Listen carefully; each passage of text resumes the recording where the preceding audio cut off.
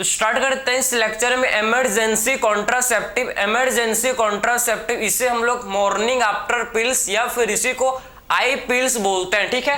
तो emergency contraceptive इसे बोला जाता है मॉर्निंग आफ्टर पिल्स। इसी को क्या बोलते हैं? Morning after pills. क्लियर है? एक नई सुबह, तो मॉर्निंग आफ्टर पिल्स इसी को क्या बोलते हैं? मॉर्निंग आफ्टर पिल, ठीक, मॉर्निंग आफ्टर पिल।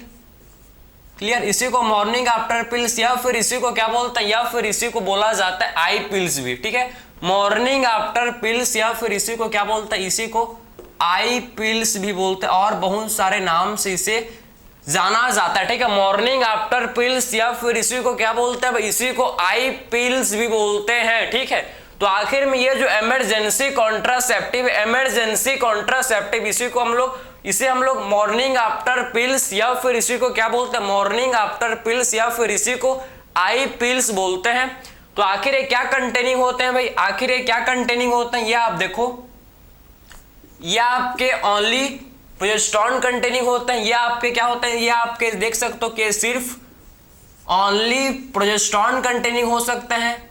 क्लियर है? ये क्या हो सकते हैं? देखो ये ओनली प्रोजेस्टेरोन कंटेनिंग हो सकते हैं, ठीक है। ओनली ये प्रोजेस्टेरोन कंटेनिंग हो सकते हैं या फिर ये क्या हो सकते हैं? ओनली प्रोजेस्टेरोन कंटेनिंग या फिर ये प्रोजेस्टेरोन प्लस एस्ट्रोजन कंटेनिंग या फिर ये क्या हो सकते हैं? देखो, प्रोजेस्टेरोन प्लस एस्ट्रोजन कंटेनिंग, ठीक है। प्रोजेस्टेरोन प्लस एस्ट्रोजन कंटेनिंग, ठीक है। समझ है आपको? ये प्रोजेस्टेरोन प्लस एस्ट्रोजन कंटेनिंग, ठीक है, ठीक है। तो ये सिर्फ आपके प्रोजेस्टेरोन कंटेनिंग हो सकते हैं पिल या फिर ये आप देख सकते हो कि मतलब ये प्रोजेस्टेरोन कंटेनिंग हो सकते हैं या फिर ये आपके प्रोजेस्टेरोन प्लस एस्ट्रोजन कंटेनिंग, ठीक है। ये प्रोजेस्टेरोन प्लस एस्ट्रोजन कंटेनिंग या फिर ये हो सकते हैं और ये हो सकते हैं क्या? आईयूडीज, ये फिर आईयूडीज, ठीक है। इसमें आईयूडीज का भी यूज, आईयूडीज को भी क्या करते हैं भाई? आईयूडीज को भी यूज किया जाता है फॉर इमरजेंसी भाई समझ है आपको? इमरजेंसी कॉन्ट्रासेप्टिव में हम लोग आईयूडीज को भी यूज करते हैं, ठीक है। तो इमरजेंसी कॉन्ट्रासेप्टिव्स में क्या करते हैं? इमरजेंसी कॉन्ट्रासेप्टिव में हम लोग आईयूडीज को भी यूज करते हैं, ठीक है। तो इमरजेंसी कॉन्ट्रासेप्टिव में क्या करते हैं भाई? आईयूडीज को भी यूज क्या करते हैं? आईयूडीज को भी यूज करते हैं। समझ है आपको? इंट्रायूट्राइन डिवाइस को भी हम लोग इमरजेंसी कॉन्ट्रासेप्टिव्स की तरह यूज करते हैं, ठीक। इंट्रायूट्राइन डिवाइस को भी इमरजेंसी कॉन्ट्रासेप्टिव पिल्स की तरह इसे मतलब इमरजेंसी कॉन्ट्रासेप्टिव की तरह इसे यूज किया जाता है। क्लियर है? तो आखिर में आपको समझना है कि इमरजेंसी कॉन्ट्रासेप्टिव इसे यूज कब करते हैं? ड्यूरिंग भाई इसको आखिर में इमरजेंसी कॉन्ट्रासेप्टिव इसे यूज कब किया जाता है? जब सेक्सुअल क्राइम हो गया हो, जैसे कि रेप हो गया हो या फिर अनप्रोटेक्टेड सेक्सुअल कोर्स हो गया, समझे ना? अनप्रोटेक्टेड सेक्सुअल कोर्स या फिर सेक्स क्राइम मतलब हो गया, ठीक है, समझे? तो उन केस में क्या करता है? उन केसेस में क्या करता है? इमरजेंसी कॉन्ट्रासेप्टिव का यूज करता है। उन केसेस में यूज करता है विथिन 72 आवर्स ऑफ क्वाइटस। इसे यूज किया जाता है भाई, इसको यूज किया जाता है। देखो ये मोस्ट इंपॉर्टेंट पॉइंट है कि यूज्ड विथिन, इसको यूज किया जाता है।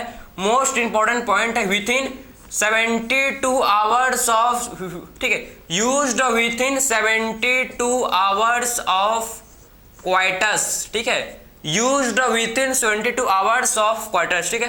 क्वाइटस के 72 आवर्स के अंदर आप समझो कि क्वाइटस मतलब सेक्सुअल इंटरकोर्स के 72 आवर्स के अंदर अगर आपने क्या लिया? आपने अगर आयोडीज ले लिया या फिर आपने ओनली प्रोजेस्टेरोन या फिर प्रोजेस्टेरोन प्लस एस्ट्रोजन कॉम्बिनेशन ले लिया, ठीक है, तो आप क्या हो जाएगा भाई?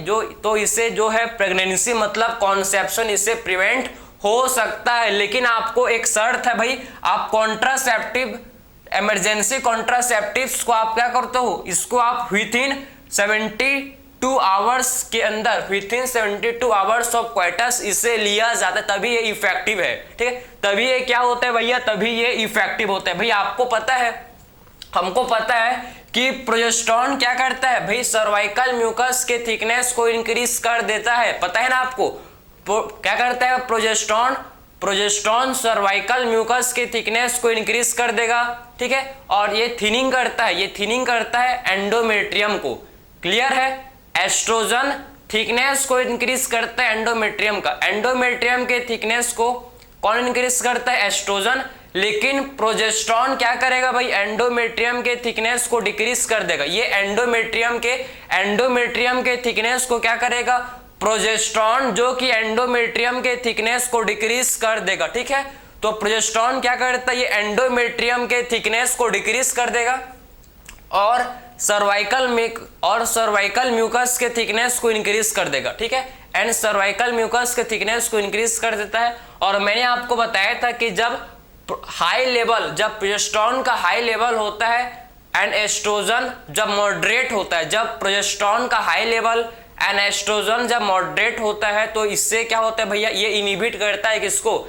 ये इनहिबिट करता है GnRH को, ठीक है। High level of progesterone and moderate estrogen, ये दोनों क्या करते हैं भाई? ये इनहिबिट करते हैं किसको? ये GnRH गोनाडोट्रोपिन रिलीजिंग हार्मोन को ये क्या कर देंगे? इनहिबिट। जब GnRH इनहिबिट हो जाता है, तो इससे क्या होगा भैया? जब GnRH इनहिबिट हो जाता है तो इससे आप समझो कि LH एंड FSH का सिक्रेशन स्टॉप हो जाता है। इससे क्या होता है? देखो आप कि LH एंड FSH का सिक्रेशन स्टॉप हो जाता है। भाई LH नहीं होंगे तो फॉलिकल, भाई LH क्या करते हैं? ओव्यूलेशन। LH नहीं है तो ओव्यूलेशन नहीं होगा। अगर FSH नहीं है तो फॉलिकल्स का डेवलपमेंट भी नहीं होगा। समझ है आपको? ठीक है। तो आखिर में क्या करता है? देखो ये क्या करता है, ये आप समझो कि आखिर में इनका फंक्शन क्या है? नो ओव्यूलेशन, ठीक है। ये क्या करते हैं भाई? ये नो ओव्यूलेशन, ठीक है। ओव्यूलेशन नहीं होता इनसे, ये आखिर में क्या करता है? नो ओव्यूलेशन, ठीक है।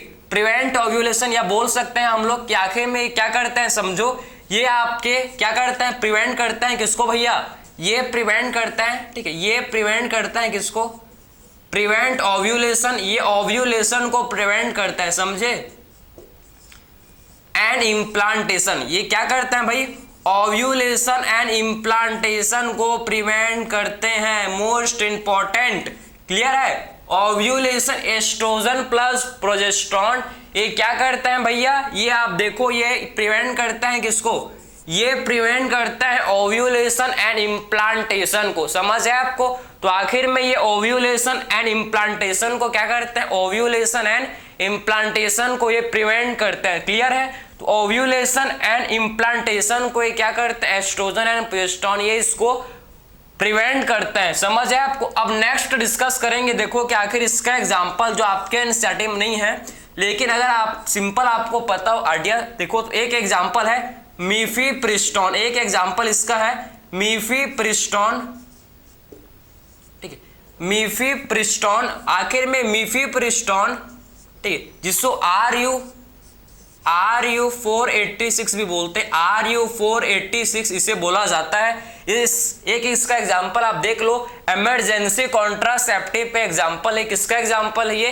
इमरजेंसी कॉन्ट्रासेप्टिव का एग्जांपल, जिसे बोलते हैं मीफीप्रिस्टोन, ठीक, इसे बोला जाता है मीफीप्रिस्टोन, इसे बोलते हैं मीफीप्रिस्टोन।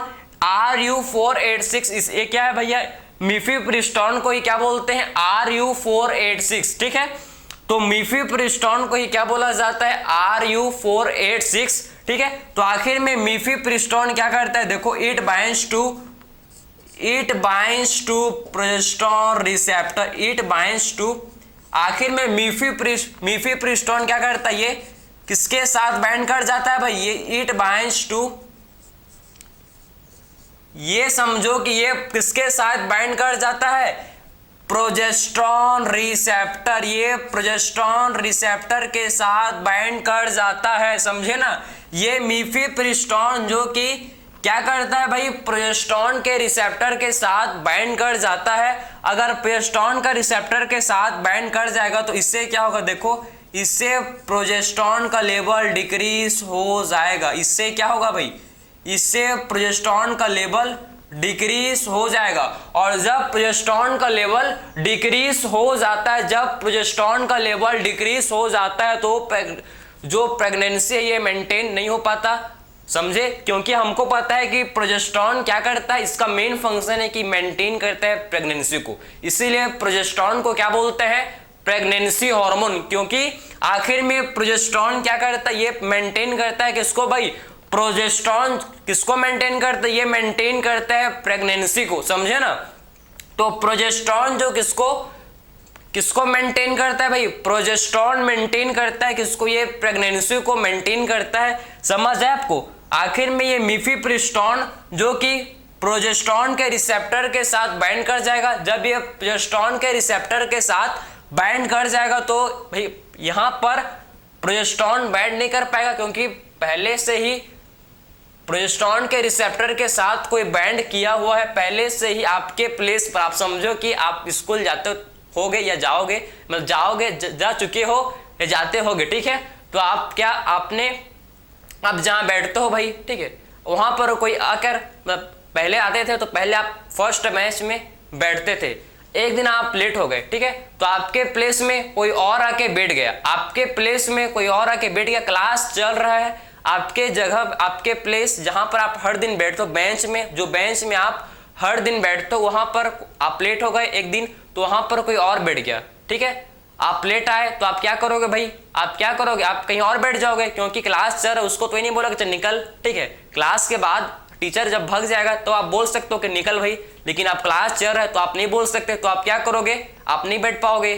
तो वही सेम कि प्रोजेस्टेरॉन के साथ, देखो प्रोजेस्टेरॉन के साथ ये जो आपका मिफेप्रिस्टोन बैठ गया है, ठीक है, मिफेप्रिस्टोन जो कि प्रोजेस्टेरॉन के रिसेप्टर के साथ बैठ गया है, मिफेप्रिस्टोन प्रोजेस्टेरॉन के रिसेप्टर के साथ बैठ गया, तो अब ये हम लोग का जो प्रोजेस्टेरॉन है, हम लोग का जो अब ये प्रोजेस्टेरॉन है, ये क्या नहीं कर पाता भाई, ये प्रोजेस्टेरॉन अब अपने रिसेप्टर के साथ बाइंड नहीं कर पाएगा, जिससे प्रोजेस्टेरॉन का जो लेवल ये डिक्रीज हो जाता है, समझ है आपको, ये डिक्रीज हो जाता है, ठीक है, ये आपने समझा, जिससे प्रेगनेंसी मेंटेन नहीं हो पाता, जिससे प्रेगनेंसी मेंटेन नहीं हो पाता, क्लियर है। तो ये आपने इमरजेंसी कॉन्ट्रासेप्टिव के बारे में समझ लिया। इमरजेंसी कॉन्ट्रासेप्टिव को कब यूज करते हैं भाई, इसको ड्यूरिंग कब यूज करते हैं, जब सेक्सुअल क्राइम्स, रेप के केस में या फिर अनप्रोटेक्टेड सेक्सुअल इंटरकोर्स हो गया, उस केस में इसे यूज करते हैं with in 72 hours of coitus, coitus के 72 मतलब 72 घंटे, मतलब 3 दिन, ठीक है, 3 दिन तक आप इसे, आप 72 आवर्स तक इसे आप क्या कर सकते हो, इसे यूज कर सकते हो। ये हाईली इफेक्टिव होता है, हाईली इफेक्टिव होता है, ठीक है। तो हम लोग ने इस लेक्चर में इमरजेंसी कॉन्ट्रासेप्टिव को भी कंप्लीट कर लिया, तो मिलते हैं नेक्स्ट लेक्चर में, थैंक यू।